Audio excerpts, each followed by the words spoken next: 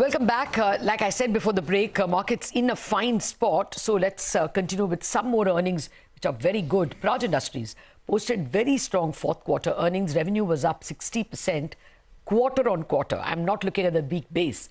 And margins have also expanded this quarter. Shishir Joshipura, the managing director and CEO at Praj Industries, joins us now. First up, Mr. Joshipura, of course, a great performance.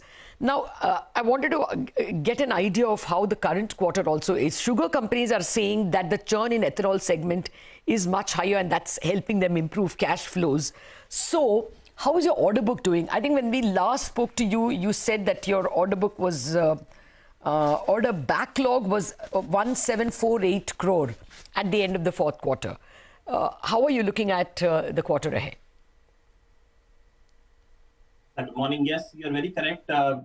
It's been an accumulation of several steps that have been announced over the last 1 year. And even before that, the National Biofuel Policy did lay out a direction. And if we come to the nearer term, I think the whole push on not exporting sugar, diverting sugar for ethanol production has all led to a situation where companies are realizing that producing ethanol is a very, very good step for sugar companies for the simple fact that the cash cycle is so much more positive compared to the sugar cash cycle. So that has been one very, very positive development that has happened. And we are witnessing that in terms of, and then that was coupled with the freeing up of the feedstocks. So I think both of these combined have really led to a situation where sugar companies are beginning to divert their sugar production to ethanol production.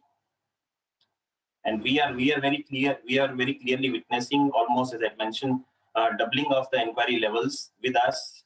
The speed of inquiry finalization has gone up. The order that is of course then reflected in our order book. So we have had a very strong traction building up on that front. Okay. Yes, Mr. Joshipura, we've heard that from sugar companies themselves as well, that ethanol is proving to be fairly lucrative. So give us a sense, as blending keeps going up, I mean, if we talk about this year, FY22 itself, how much of additional revenue are you going to get with ethanol? And what is your overall estimate for FY22 growth? So let me put a figure for you, which is probably, if we look at the blending program, and we have an ambitious target of reaching 20% by 2025, that is government's program. We are at about 7% right now. So nearly tripling of the capacity is what is required. If you look at the gap that we have today in terms of what we are able to produce and what is the demand, then we need to build something like 1,000 crore liter capacity.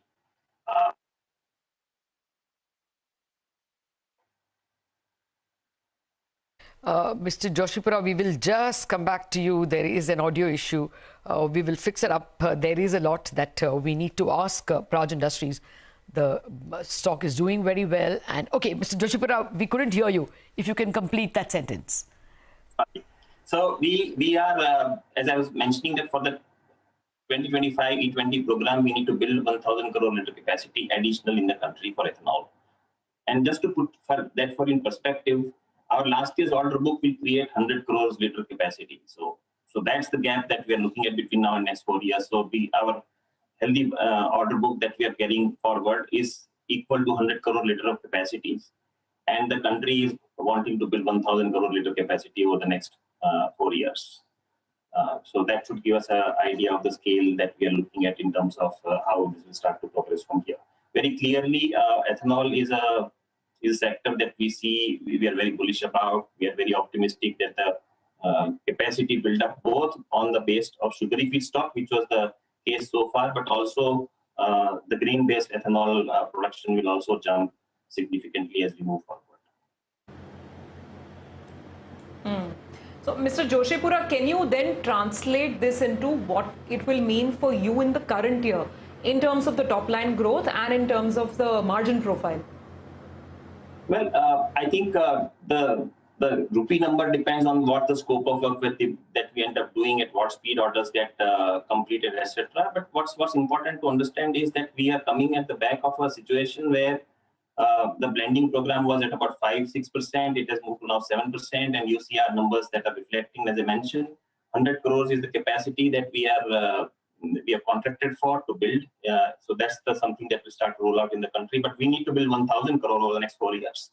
So very clearly, we can see that this will be having a multiplier effect on our growth, especially for the domestic ethanol business. And I think that's the way we would move forward. It will be significant opportunity for us. And given our market leader position, given the fact that we command over 2/3 of the domestic market because of our very, very strong technology play, we are very confident that we do have some very exciting days ahead of us. Yeah. And even the year behind is pretty exciting. Mr. Joshipura, very quickly, you said order inquiries have doubled. So can you once again tell me what kind of capacity additions you may need, capex funding? Yes, and that's, I think, is probably among the best news for our sector, that we are very geared to meet this demand for us. What is the amount of capex? I mean, will you be raising debt, equity, anything? No, we are a very, very strong balance sheet. We don't need to raise any debt. That is number one. Number two, in our play, it is more around the technology that we have on the offering and not so much about building factories or clean capacities. Also, that also we'll have to build, but not to a great extent. Most of our focus is going to be on developing the technology. So we don't need to do a significant amount of capex to meet this demand at all. Got that. Okay, Mr. Joshipura, we will leave it at that.